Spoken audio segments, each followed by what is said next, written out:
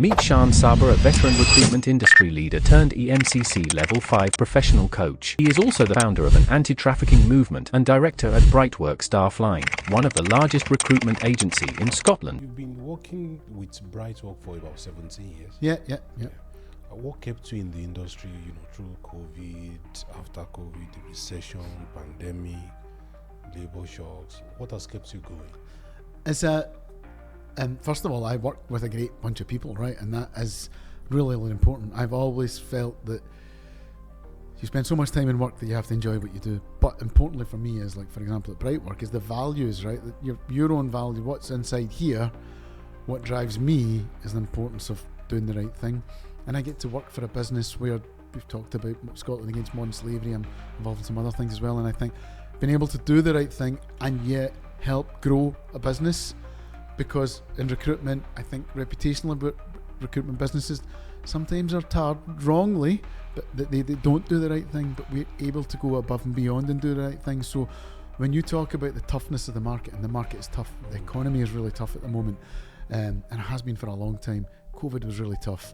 As you mentioned, there's a financial crash in 2008 that we're still feeling the ramifications from Brexit. Had such a big impact on the economy, and like a slow puncture actually, as we still go through it. And I think that working with good people, where people have shared, a good business that shares good values, and of course sometimes things can be up and down, very highly pressured in the sector that I'm in as well, and anyone from recruitment I'm sure will share that with me, but it means that when at the core of when I touch my heart again about values, because it is so important to me, that belief in doing the right thing and making a difference. If I can do that with a business like Brightwork, then I know I'm in the right place. Well, that's really nice. I think you are extremely not lucky, but you must have. I don't know the right words to use. Not many people are able to describe where they work the way you. Yeah. I can't say you are lucky. That would mean you've not done anything. You are just lucky. So I actually lack the words for this. So, what's one belief you had, let's say a decade ago or 17 years ago, that you've had to abandon after doing all of these things about recruitment? Oh, about recruitment. What did I believe? Oh, probably I thought I could be rich. Right? Simple, yeah. Long time ago. Money's never been a huge motivator for me, right? But if, going back to all those years ago, if the economy stayed on track, which it never actually does, right? Life would be very different, right? And there's an acceptance over those years that you have, it's not, and that's with me getting older, wiser, or maybe becoming a lot more self-aware of myself. It's not about the money. So way back then, we abandoned. It's not about the money anymore. Never. That's good. So where do profit incentives in high volume recruitment conflict with workers' welfare? Yeah. And how do you resolve tensions potentially? Yeah. You understand what I'm saying? Yeah. So I suppose in different areas of recruitment, it can be very it's difficult. I think the first thing about working in recruitment is it's important, because recruitment businesses tend to be enablers, right? They tend to be the people who can help people into the type of work that they want to get into, the type of company that they want to get into. And I think the important part of understanding that and giving full consideration to that is that the workers or the candidates, they are human beings, and they are treated with the understanding of what their needs and wants are, as well as the business. So we can't, when I talk about business or an organisation, that would be the customer or the client, the term that we'd use in recruitment.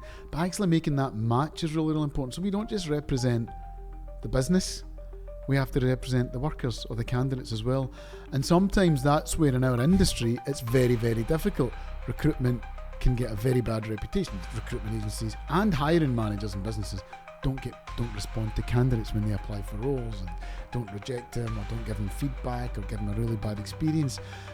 And I suppose as recruiters in the middle, you're trying to give that balance. You're trying to be there, managing both sides of the equation, if that makes sense. Of the equation, yeah, it does make sense. And you have to, and also I have to be honest, it has to be profitable. It's not a bad word, right? Because we all when you work in business, if you're not making a profit. There has to be incentive. Yeah. It's a capitalist society, for God's sake. So you couldn't say it any better. We live in a capitalist society, and we all work. And if we work in a business, it's there to make a profit. If we're not making a profit, we're not doing our job. But you can do it in the right way, or try and steer yourself morally as a business and doing things in the right way. Which part of a typical warehousing logistic workforce model, the agencies, subcontractors, which one of them gives room for exploitation the most? Oh, I think you'll find talking about exploitation and how that looks in logistics or warehouse. And that's interesting. We just did a roundtable actually on this through Scotland Against Modern Slavery about spotting the signs. We did it with a charity called Hope for Justice, who specialise in raising awareness, supporting victims as well, and supporting businesses through these journeys. I think where the problem lies isn't no business purposely will look to exploit workers, right? No business normally would ever do that, right? Unless it's a criminal activity, right? There is no business that will ever knowingly, willingly do that. Where it gets difficult in certain sectors is, or has done in the past, is where there's a desperation to have a project finished, or there's a really deep subcontractor, so main contractor, subcontractor, sub, and it goes down the supply chain. So like tier 1 contractor, tier 2, tier 3, tier 4, and how do you keep an eye on it? How do you manage it? So that's where, how do you manage a workforce that isn't employed or paid by you? I'm not just meaning first tier like a recruitment agency, but it goes all the way down. You have to make sure that those workers aren't being exploited. That's where the risk lies. The deeper your supply chain, the higher the risk. The deeper the supply chain, the higher the risk. Yeah. So where should a CFO or COO, where should they look for, to detect abuse or potential abuse in this environment? The CFO, the CEO, they'll sign the Modern Slavery Statement, right? The Modern Slavery Act 2015, it has to be signed, and it's uploaded and it's visible, and everybody can see it. So their name is against it, right? And so there it sits with their name on it. Now, if it was a company's house type, if it was, some financial misappropriation, then, there's penalties, right? Huge penalties. And there should be, and there is actually for modern slavery. But my point is, so they have a duty from a legislatory point of view to ensure this doesn't happen, but they have a duty as a human being to understand that it doesn't happen as well. So where should they look? They have to look at first of all, the way I look at this is you look at your own business, your own organisation first. Do you have any risk areas? Where is the risk? So if there's significant risk areas in your business, for example, you are using, you're having to use high levels of, for example, agency recruitment, right? Because an agency can be a risk, so you need to make sure that then you're checking and auditing the recruitment business that you use, make sure that that their workers are being paid properly, paid in the right way, that they are, there's no discrepancies, and also you can talk, not the CFO naturally, but you're passing through your business, that they understand that your first line managers can speak to their workforce, be that agency or direct workforce, to make sure that they are who they say they are, first of all, and that they are being paid properly, that they are spending the money on the right things, asking questions, like, what did you spend your money on at the weekend? Did you see the football at the weekend? A social interaction. Don't treat people like that. And integrate and involve. That's a cultural thing, and that does come from the top. The second part of what I'm saying is about the supply chain.